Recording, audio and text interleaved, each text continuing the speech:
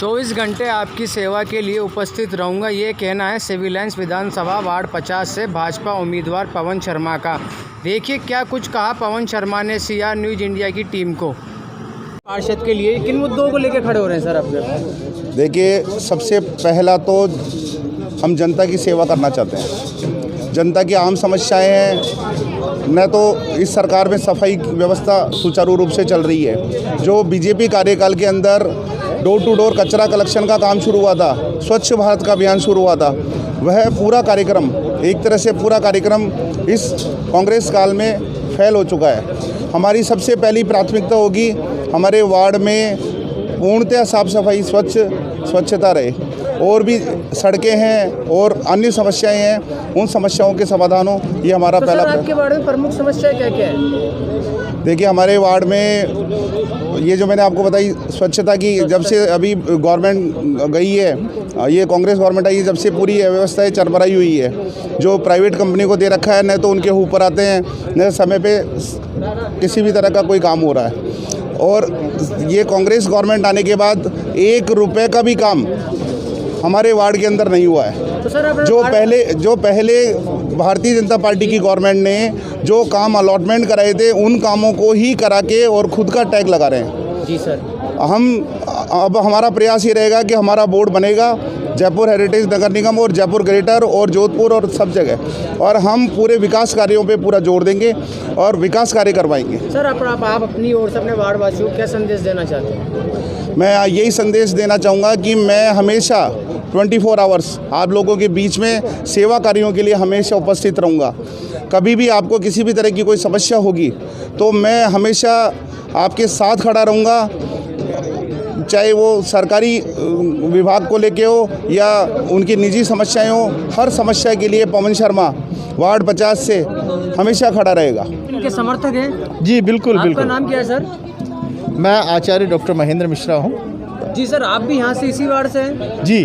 तो सर आपके वार्ड में जो पहले समस्या रही है, क्या क्या समस्या रही है पहले? देखिए, समस्या तो सभी प्रकार की हैं और मूलभूत समस्याओं के अलावा भी कई समस्याएं हैं। जो डेवलपमेंट की समस्या है, बहुत सारी समस्या है। मैं ये आशा रखता हूँ, मैं राजनीति से कोई परिप्रेक्ष्य नहीं हूँ, न मैं किसी राजनीति परिप्रेक्ष्य से बोल रहा हूँ, लेकिन जो मैं पर्सनली और व्यक्तिगत तौर पे जानता हूँ, देखिए बीजेपी के वार्ड बनेंगे, ये सारी चीज़ें होंगी, ये तो अलग मैटर है। लेकिन मैं अगर इस वार्ड की बात करूं, 50 नंबर वार्ड की, तो यहाँ कार्यकर्ता के रूप में, स्वयंसेवक के रूप में या किसी भी रूप में जनता की सेवा के रूप में इनका स्वयं का बिजनेस है। पवन शर्मा जी का बिजनेस है, लेकिन बिजनेस में भी समय निकालते हुए, बगैर किसी पार्टी पॉलिटिक्स करते हुए, ये बीजेपी के शुरू से बचपन से कार्यकर्ता हैं, स्वयंसेवक हैं, ये सब्जेक्ट अलग है।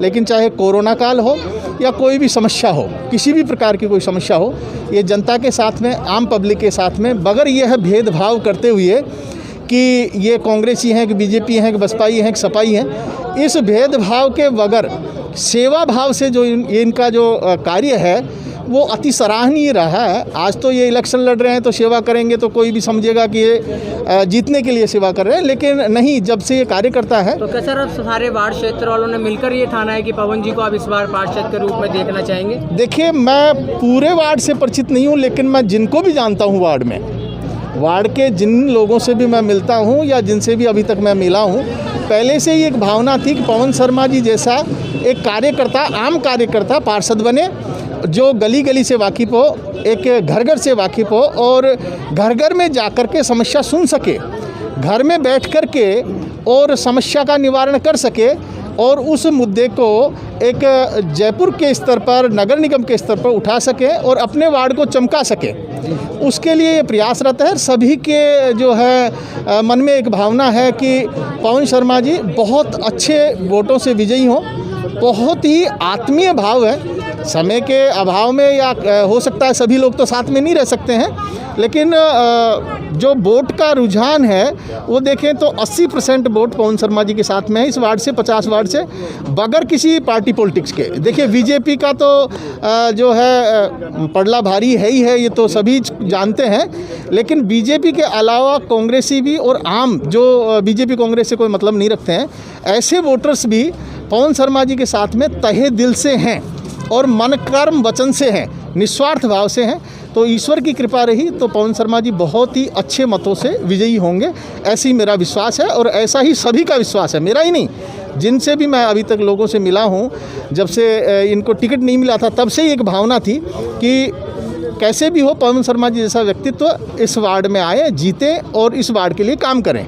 मैं पवन शर्मा जी से भी यही अपेक्षा करता हूं कि जीतने के बाद, विजयी तो ये ईश्वर की कृपा से निश्चित होंगे, लेकिन जीतने के बाद जिस प्रकार से आज तक सेवा करते आए हैं उसी प्रकार से आगे सेवा करें बगैर किसी पार्टी पॉलिटिक्स के, और एक जनमानस में अपनी छाप छोड़े। ईश्वर की कृपा से बहुत आगे तक जाए। कि आपकी उम्मीद पे खरे उतरेंगे?